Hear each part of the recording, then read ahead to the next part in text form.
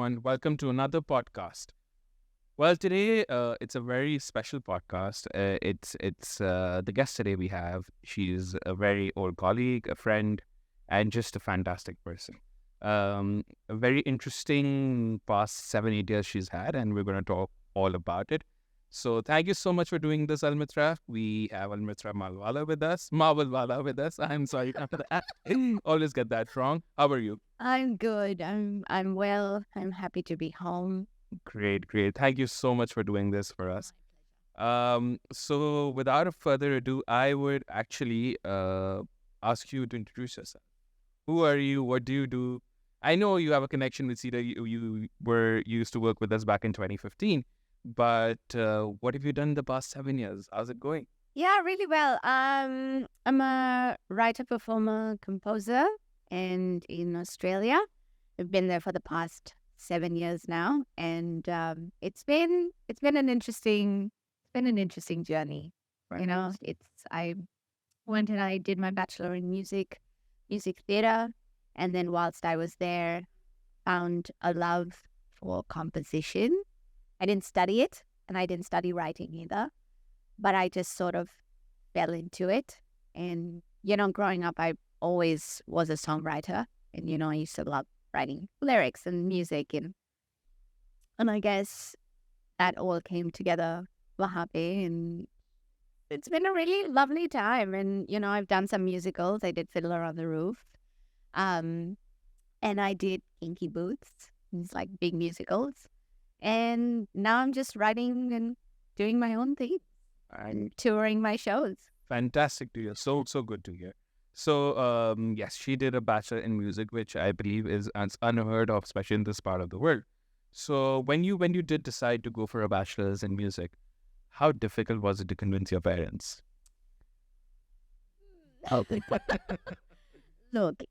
I think, honestly, if I'm being very, very honest, I have been blessed, very, very blessed to have parents that have been extremely supportive of the arts.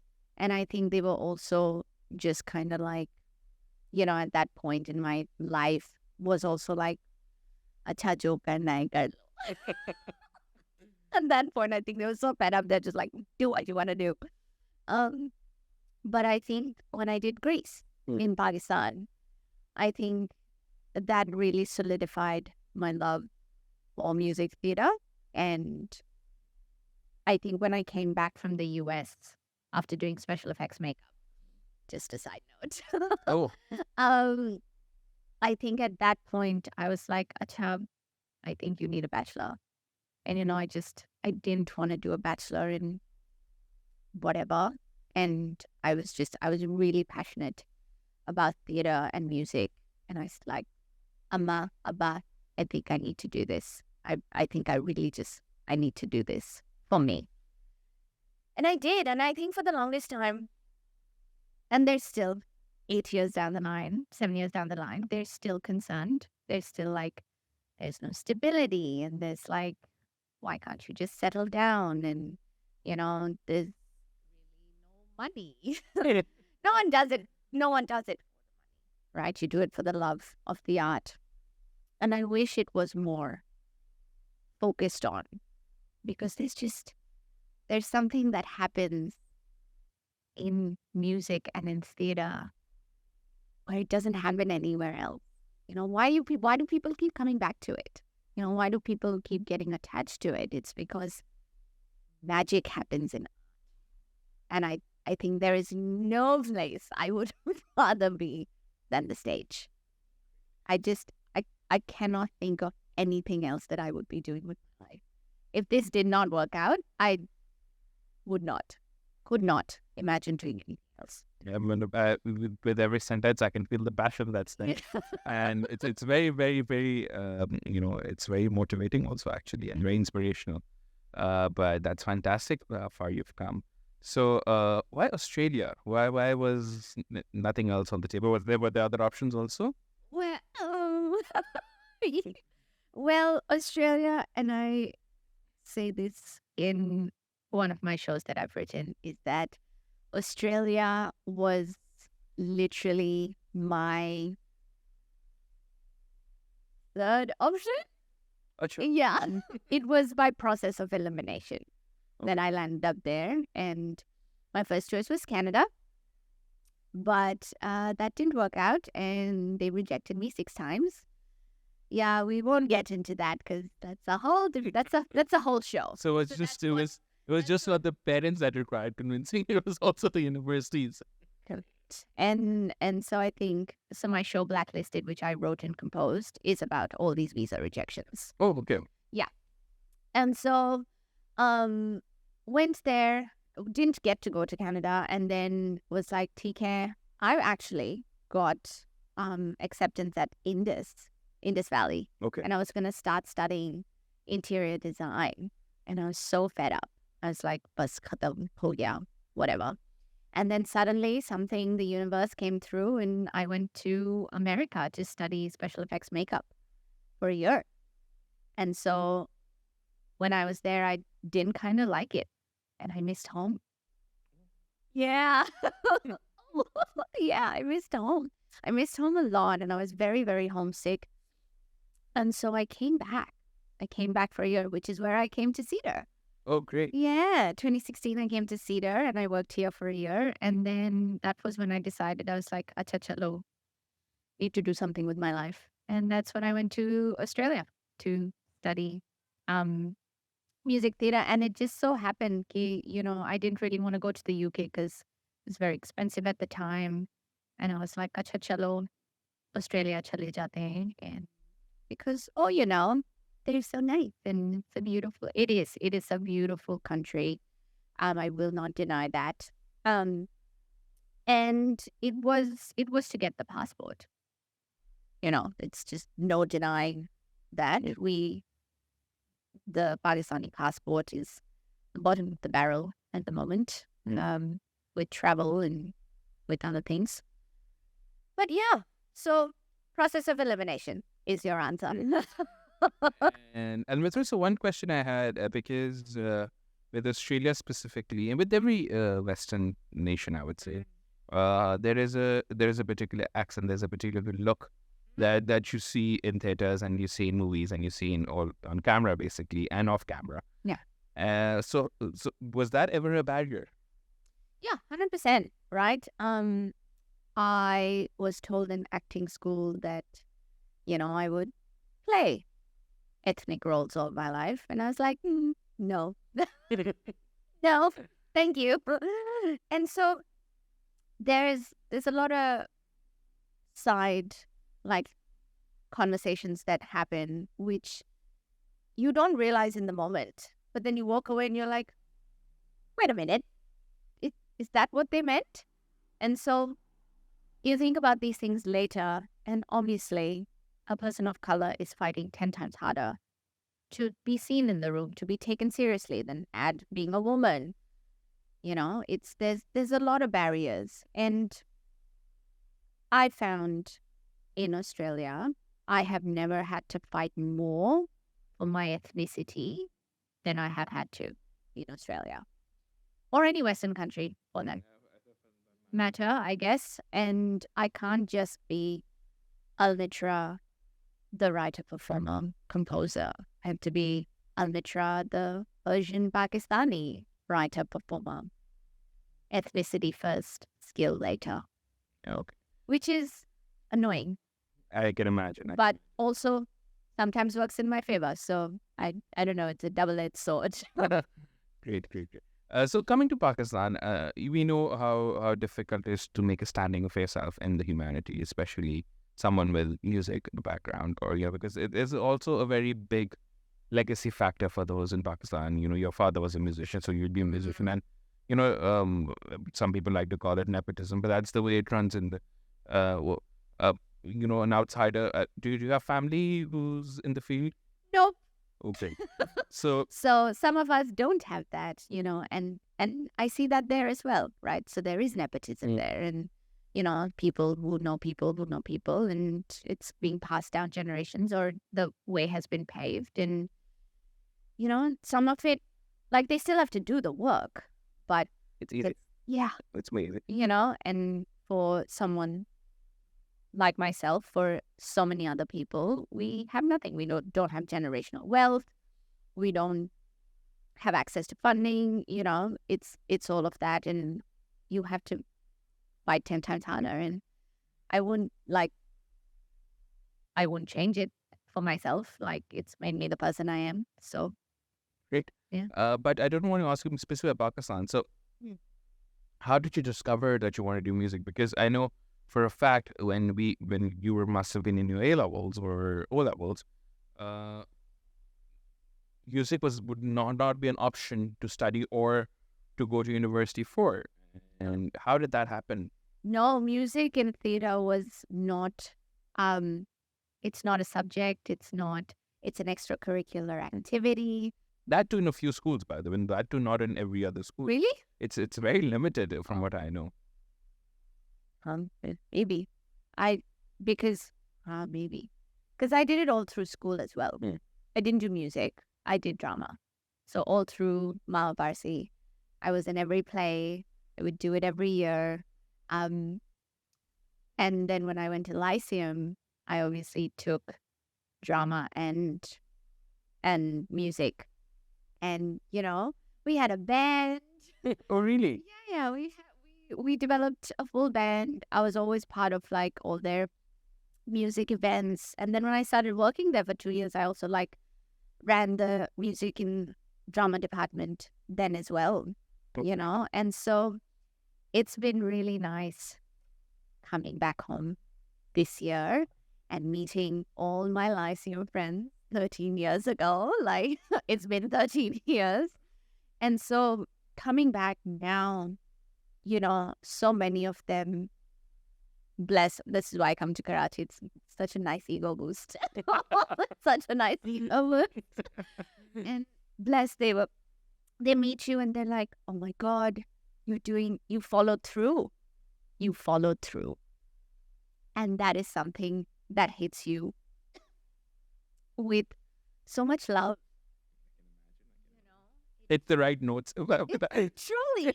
I was like, yeah, I guess I did follow through.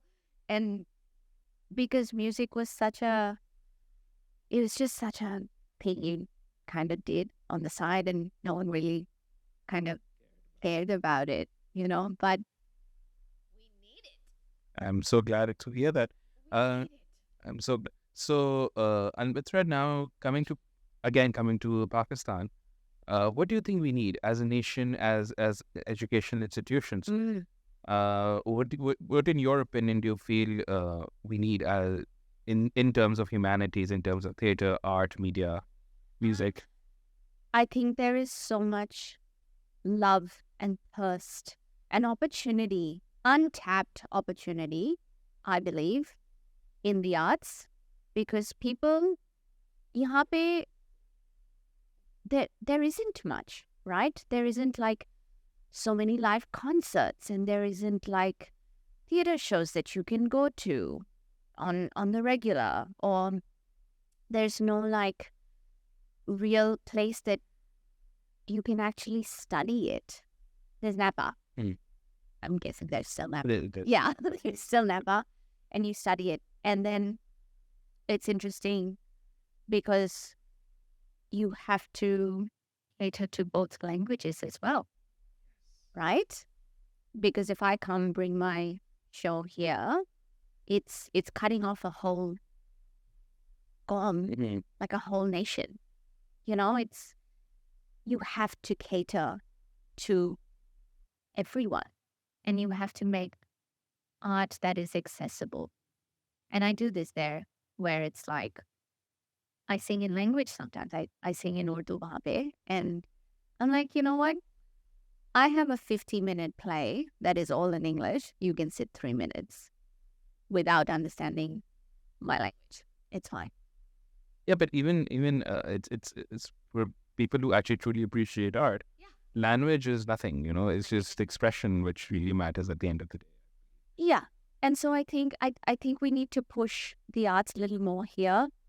And I think we need to really find value in the arts. I think it needs to stop being such a taboo profession. Great. In saying that, there's a lot of blood, sweat, and tears involved, and there's a lot of groundwork that needs to go into it.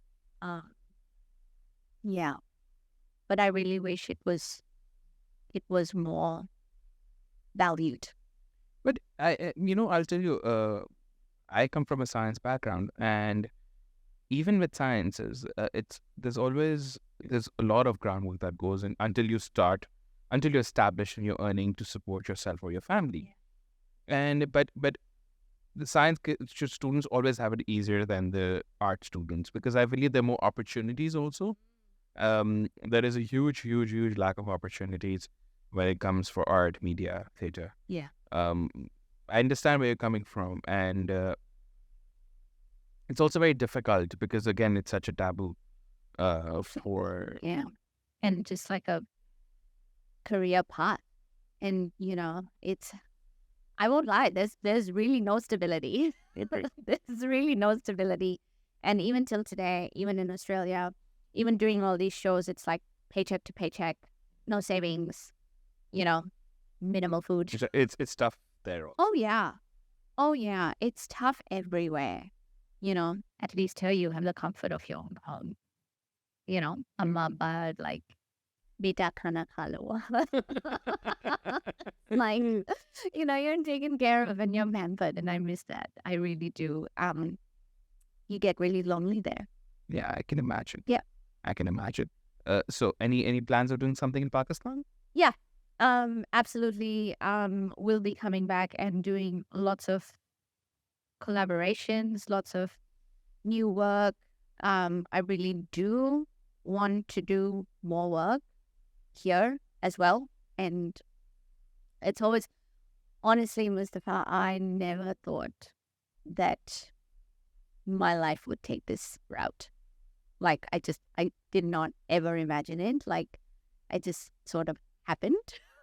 It just sort of happened. I never thought I'd be a writer. I always thought I'd be a performer. But, circumstances and conversations and opportunities basically kind of... You take it done. Yeah. And for the better. I'm glad. For the better. I have no regrets. I'm creating all these stories. And, it's like I have to tell my amma as well, and I have to remind her as well. Okay, I'm creating.